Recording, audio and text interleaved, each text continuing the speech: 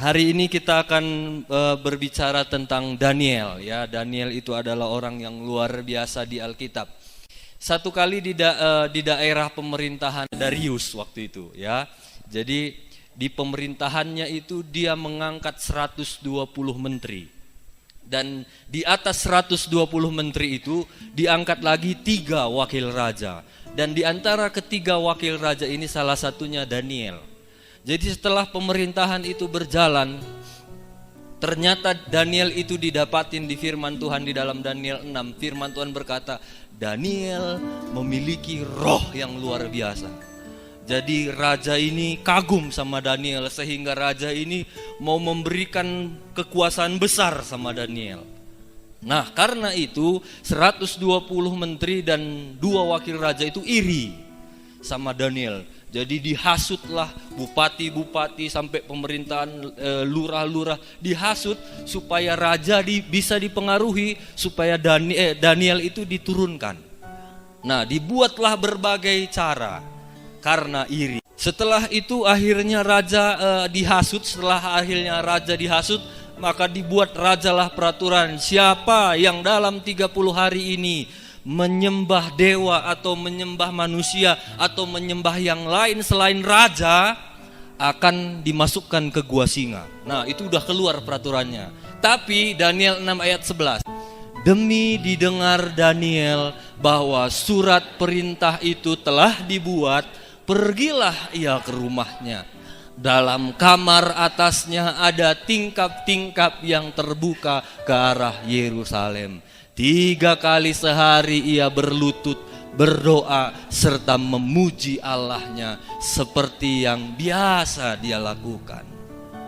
Waktu Daniel dengar siapa yang menyembah yang lain selain raja akan masuk ke dalam gua singa, dia tidak takut. Dia pergi berlutut, berdoa, memuji Allahnya seperti yang biasa dia lakukan. Raja akhirnya terpengaruh karena dihasut. Tapi Daniel tidak terpengaruh. Orang benar itu ciri-cirinya dia tidak akan terpengaruh. Karena Daniel tahu bahwa dia adalah garam, dia adalah terang dunia. Kalau garam itu biasanya mempengaruhi bukan dipengaruhi. Yang pertama yang kita klik, yang mau pelajari dari kehidupan Daniel, dia adalah orang yang setia. Kalau semuanya baik-baik, gampang setia mengikut Tuhan. Kita tanam tomat, mahal tomat, gampang mengikut Tuhan. Gampang senyum, shalom. Tapi kalau kita tanam tomat yang mahal cabe, tomat murah, wah, gak gampang. Daniel waktu dia menyembah Tuhan, ancamannya dia harus masuk ke dalam gua singa.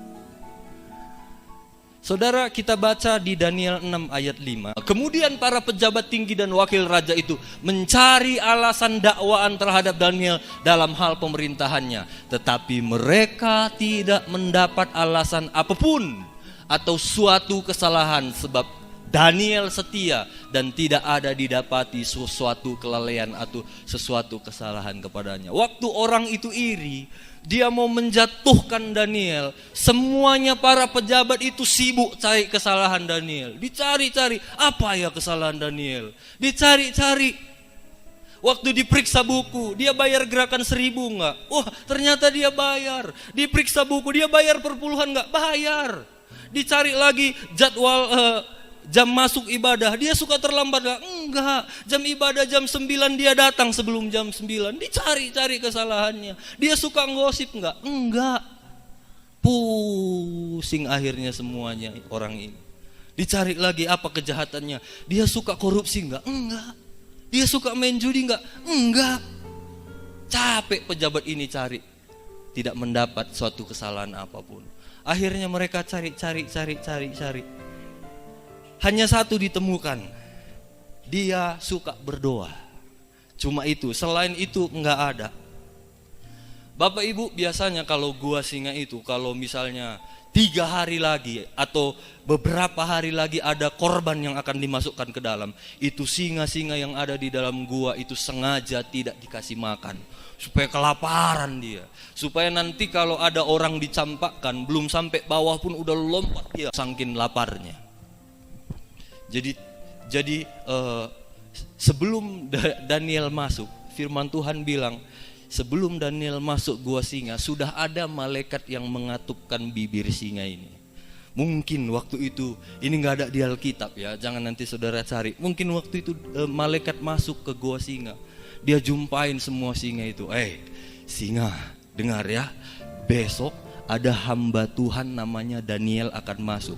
Awas kau, jangan kau makan apapun, apalagi kau cium-cium pun nggak boleh. Kalau kau cium-cium, kuompongkan semua gigimu. Awas kau ya. Dan waktu Daniel dimasukkan, singa itu diam. Yang lompat juga nggak ada. Mereka sudah kelaparan. Mungkin singa itu bilang, Om Daniel ya? Iya, sini om, sini om. Kenapa? Karena Daniel punya roh yang luar biasa. Daniel dia setia berdoa 3 kali dalam sehari, tapi dia tetap diuji. Bapak Ibu jangan pernah berpikir banyak kali masalahku. Orang benar itu biasanya akan selalu diuji, akan selalu diuji. Daniel dia orang benar, diuji juga masuk gua singa. Siapa lagi? Ayub. Dia juga orang saleh. Di Alkitab dibilang Ayub itu orang saleh, sampai Tuhan juga ngangkat Ayub. Tuhan sendiri membela Ayub, Tuhan membangga-banggakan Ayub. Tapi Ayub juga diuji. Anaknya 10-nya sekali mati, hartanya habis. Siapa lagi? Musa. Musa juga diuji. Diperkirakan itu ada sekitar 2 juta orang yang dipimpin Musa itu di padang gurun untuk keluar dari Mesir ke tanah Kanaan. Firman Tuhan bilang bangsa Israel adalah bangsa yang tegar tengkuk, keras kepala. 2 juta keras kepala Bapak Ibu. Anak kita aja kadang satu keras kepala, pusing kita. Saya semalam melayani di Kolam Dewi, ada satu sekolah SMK ngundang saya. Waktu saya khotbah, jawabi. Keras kepala itu mungkin hanya 3-4 orang. Itu pun udah pusing saya, aduh. Ngomong saya gini kan, semua orang ketawa. Jalucu nah, jawabi. Saya bilang gini. Jadi bagaimana pendeta? Lalu saya nggak diatai, saya teruskan. Lah kita diatainya.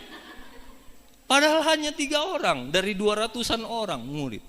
Keras kepala, itu udah pusing. Musa 2 juta orang. Musa juga diuji. Dengar baik-baik Bapak Ibu. Ujian, masalah itu membuat kita naik kelas. Kalau ada ujian, bersyukur, tetap berdoa, jangan terpengaruh. Walaupun kadang kita dipaksa untuk terpengaruh. Ayolah, nipu-nipu dikit.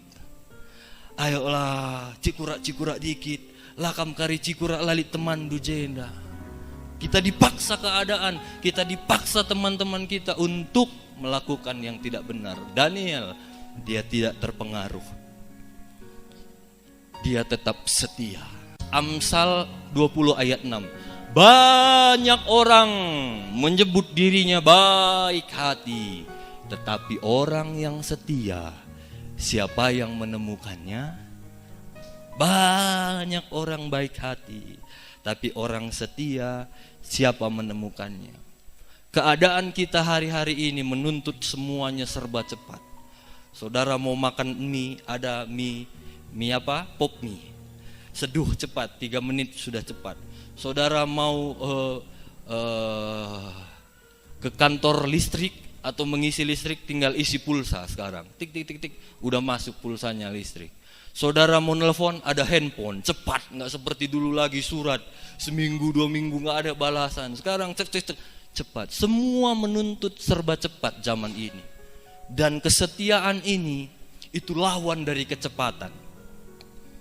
Kalau kita mau setia, kita harus sabar, lama, nunggu. Satu kali ada seorang anak kecil. Anak ini bodoh, idiot. Dia disekolahkan ibunya. Gurunya mengajar dia, tetap nggak bisa nangkap.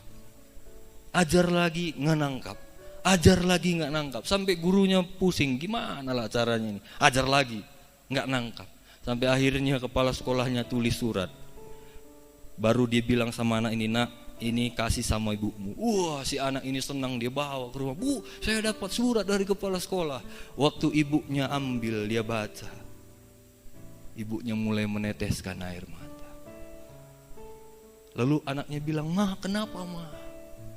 Dia peluk anaknya, "Nak, mulai hari ini ibu yang akan mengajar engkau, ibu yang akan jadi gurumu." Artinya anak ini dipecat dari sekolah karena bodoh.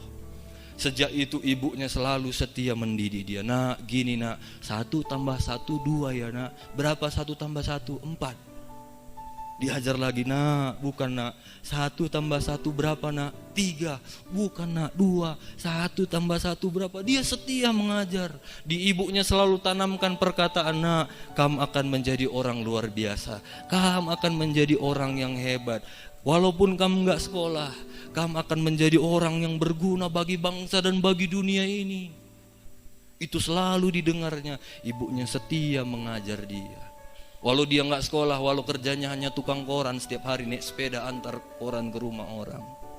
Sampai akhirnya anak ini bisa sukses.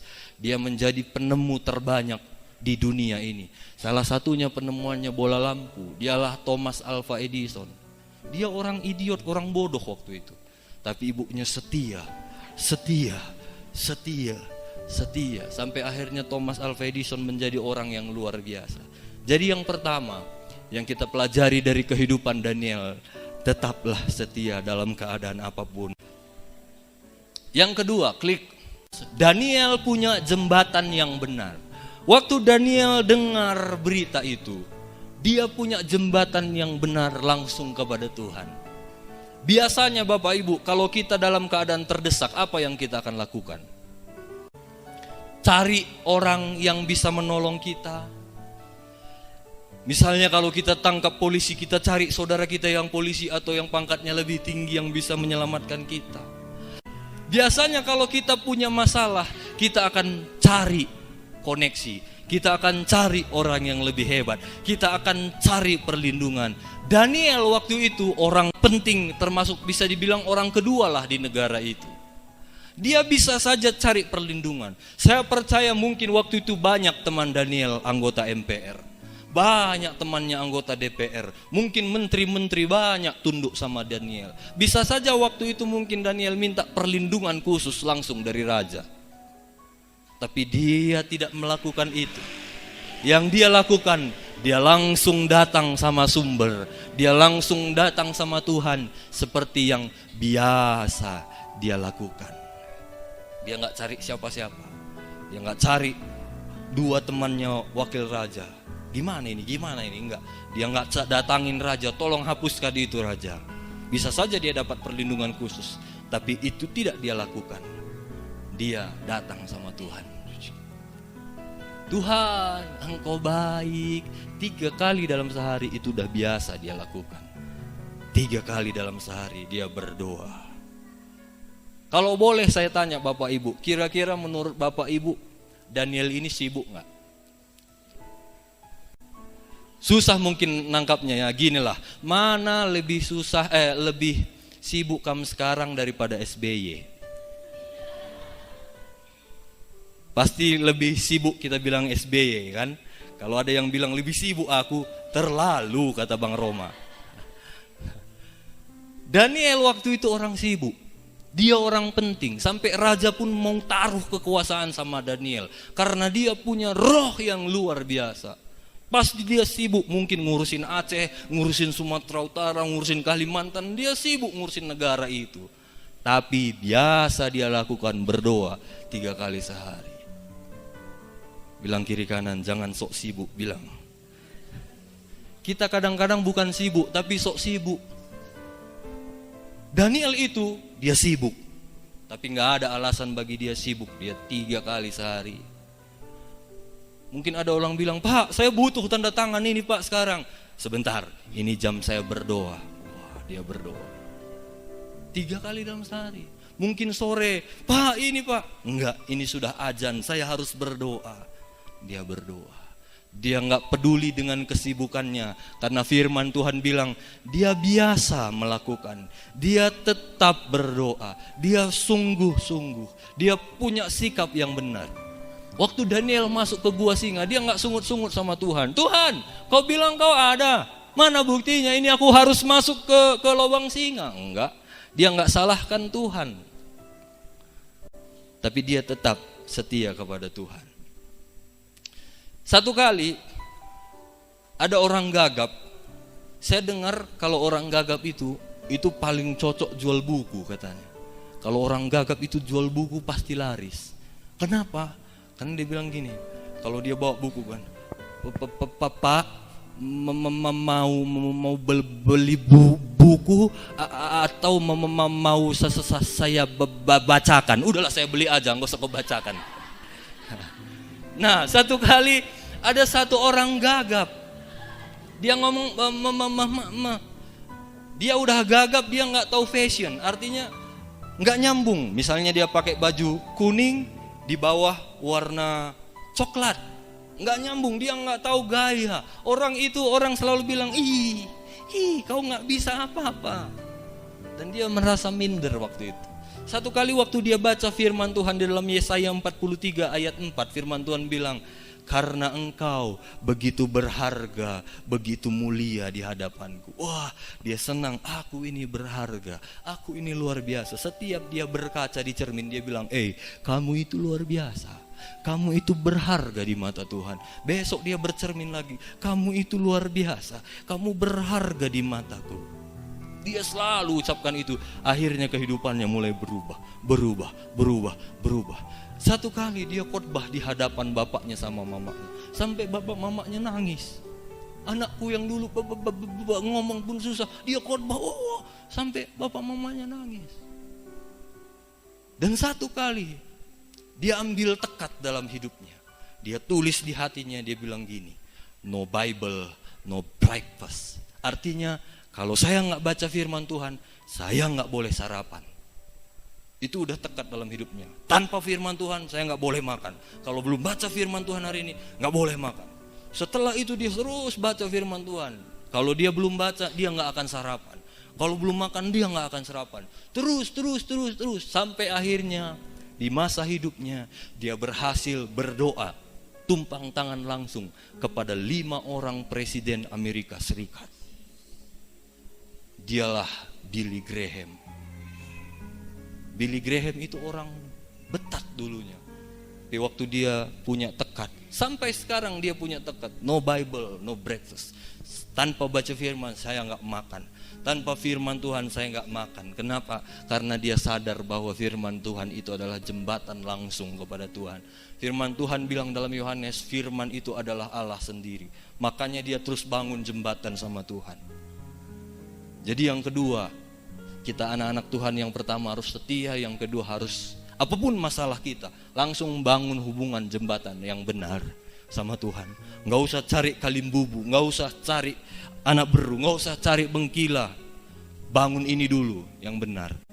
Berikut yang ketiga, yang terakhir, kebenaran akan mendapat imbalan. Sekali lagi, kebenaran akan mendapat imbalan.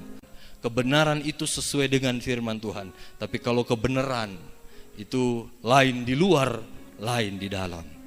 Di gereja shalom, tapi di luar sialan lo. Di gereja haleluya, di luar halilintar, cetar membahana. Kata-katanya itu orang sampai ketemu dia juga malas. Itu bukan kebenaran. Tapi hanya orang-orang benarlah yang akan mendapat imbalan.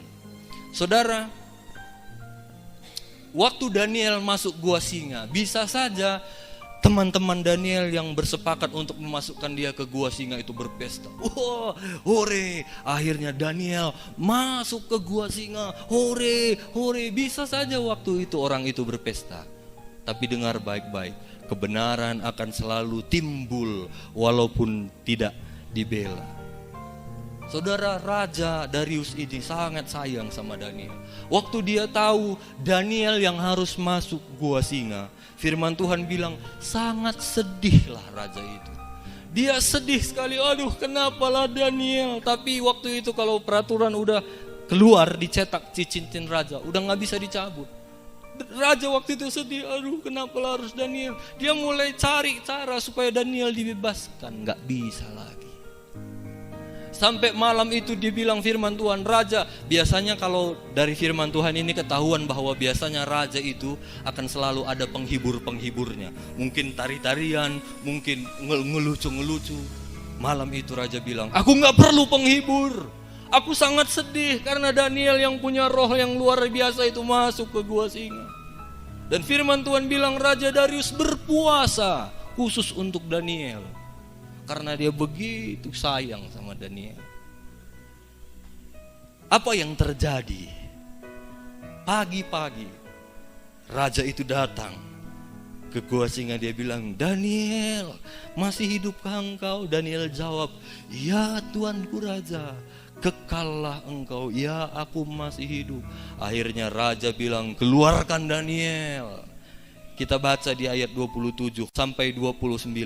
Bersama dengan ini kuberikan perintah, kata raja, bahwa di seluruh kerajaan yang kukuasai, orang harus takut dan gentar kepada Allahnya siapa?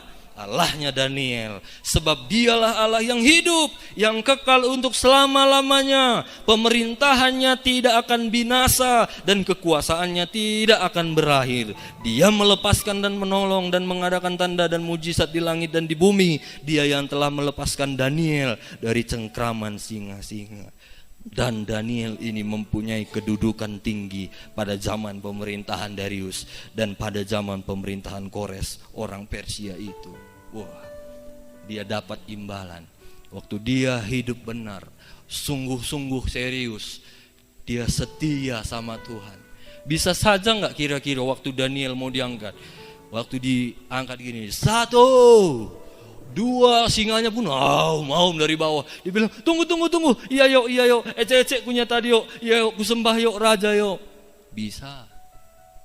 Karena singa, karena mau dicampakkan, ketakutan bisa membuat dia tidak setia. Tapi dia tetap setia. Dia sama seperti Sadrah, Mesakh, Abednego. Harus masuk ke dapur api. Mereka bilang, Tuhan akan menolong kami. Tapi sekalipun Tuhan tidak menolong kami tidak akan menyembah patung raja. Itulah ciri-ciri orang benar. Dia setia. Dia terus punya hubungan 3 kali sehari kalau Daniel kepada Tuhan. Dan yang terakhir, kebenaran akan terus membela orang-orang yang hidup benar. Jangan peduli dengan keadaan kita. Maksudnya jangan terpengaruh dalam hal-hal yang negatif, maksud saya. Kalau yang positif silahkanlah terpengaruh. Tapi kalau dalam hal yang negatif, jangan takut kita sendirian. Banyak orang yang gak berani hidup benar karena takut sendirian. Takut kehilangan saudara, takut kehilangan ini, takut kehilangan ini. Saya bukan mengajar kita sedang membenci keluarga-keluarga kita yang mungkin mengajar kita untuk tidak takut sama Tuhan. Tidak. Tapi saya mau mengajar, ayolah terus hidup benar seperti Daniel. Dia tetap setia dalam keadaan apapun. Dalam hal masuk gua singa, dia tetap setia kepada Tuhan. Seperti yang biasa dia lakukan. Dia terus bangun jembatan sama Tuhan apapun yang dia hadapin. Dia gak cari siapa-siapa. Saya percaya kalau waktu itu mungkin dia cari, dia datangin raja. Raja, kalau keluar peraturan itu aku yang keakap masuk. Oh kalau gitu saya batalkan. Bisa saja. Tapi dia tidak lakukan, dia langsung tetap sampai jamnya berdoa dia. Seperti yang biasa dia lakukan. Tapi bukan hanya itu, orang yang setia, orang yang selalu bangun hubungan sama Tuhan, dia pasti akan selalu dapat imbalan.